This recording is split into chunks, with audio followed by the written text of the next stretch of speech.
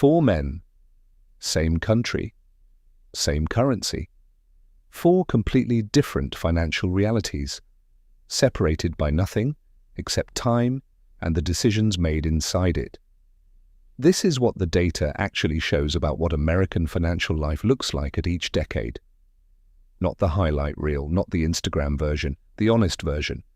Built from Federal Reserve data, Census Bureau numbers, and Vanguard account research. You're about to meet Ryan, Marcus, David, and Tom. One of them is you right now. Let's find out which one. My name is Henry, and today we're doing something different. Instead of one story, you're getting four. One for every major decade of adult financial life. 25, 35, 45, 55.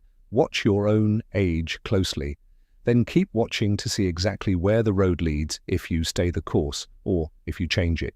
Ryan is 25. He graduated 2 years ago with $28,000 in student loans, close to the national average reported by the Federal Reserve.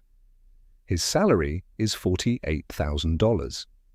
After taxes, rent, and his loan payment, he has about $310 left over most months. His net worth is negative $6,200, not because he's reckless, because this is simply where most 25-year-olds in America actually are.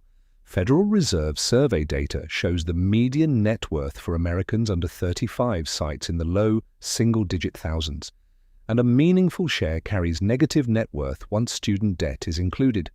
Ryan has $1,400 in savings. He contributes 4% to his 401k, enough to get his employer match, not a dollar more, because $310 a month doesn't stretch much further than that. He's not behind. He's exactly on schedule for someone his age in 2026. The only question that matters at 25 isn't the number. It's the direction. Marcus is 35, a decade past Ryan's stage, and the gap between them depends entirely on what happened in between. Marcus earns $78,000.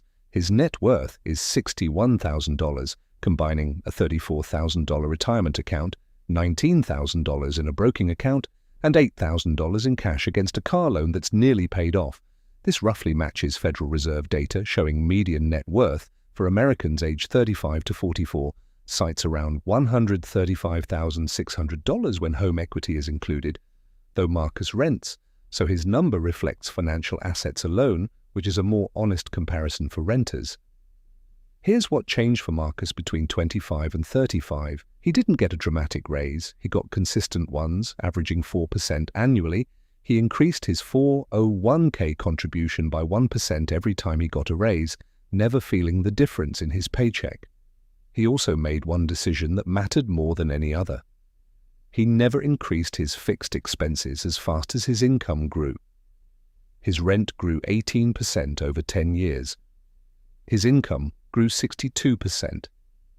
That gap between income growth and lifestyle growth, I see, is the entire story of Marcus's net worth.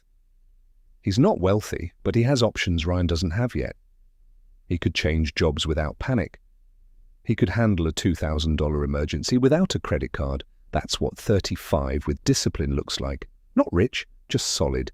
David is 45. He earns $98,000. His net worth is $312,000, a paid-down mortgage with $140,000 in home equity, $135,000 in retirement accounts, $28,000 in a broking account, and $9,000 in cash. This tracks closely with Federal Reserve data showing median net worth for the 45 to 54 age group around $247,200, though David sits somewhat above median, reflecting 2 decades of consistent saving rather than any single windfall. David's path here matters more than the number itself. In his early 30s, David went through a divorce that cut his net worth nearly in half.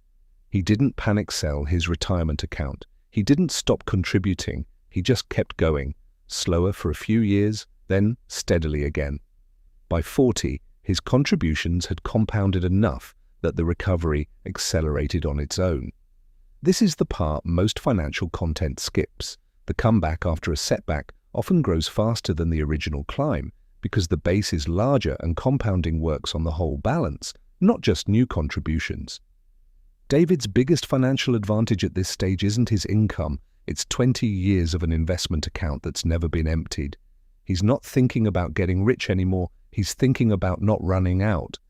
And the maths for the first time says he probably won't. Tom is 55, he earns $112,000, his net worth is $680,000, a paid-off home worth $310,000, $410,000 in retirement accounts, and modest debt remaining on one vehicle. Federal Reserve data shows median net worth for the 55 to 64 age bracket is around $364,500, meaning Tom sits well above the midpoint, largely because he never touched his retirement accounts during 2 recessions that tempted him to. Here's the part of Tom's story that connects everyone in this video back to one idea. Tom was, at 25, in almost exactly Ryan's position. Modest income, near zero net worth, no clear plan. The difference over 30 years wasn't a single brilliant investment or a lucky break. It was 3 decades of contributions that didn't stop. Through a divorce-adjacent decade like David's, through 2 market downturns that erased years of paper gains overnight, then recovered. Tom now runs the math on retirement constantly. At his current contribution rate and a conservative 6% return, he's on track to retire at 66, with enough to replace roughly 70% of his working income, close to the benchmark most retirement planners recommend. He's not anxious about money anymore, he's just paying attention to it, the way you'd watch a long flight nearing its destination. 4 men, 4 ages, one thread connecting all of them. None of them got here through a single decision. Ryan's $310 a month. Marcus's 1% raises into his 401k. David's refusal to stop after a setback. Tom's 30 years of not touching the account.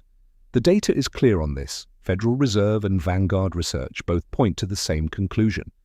The single strongest predictor of net worth by age isn't income. It's consistency of contribution over time, even at a modest rate. So here's the only question worth asking yourself right now. Which one of these 4 are you closest to today?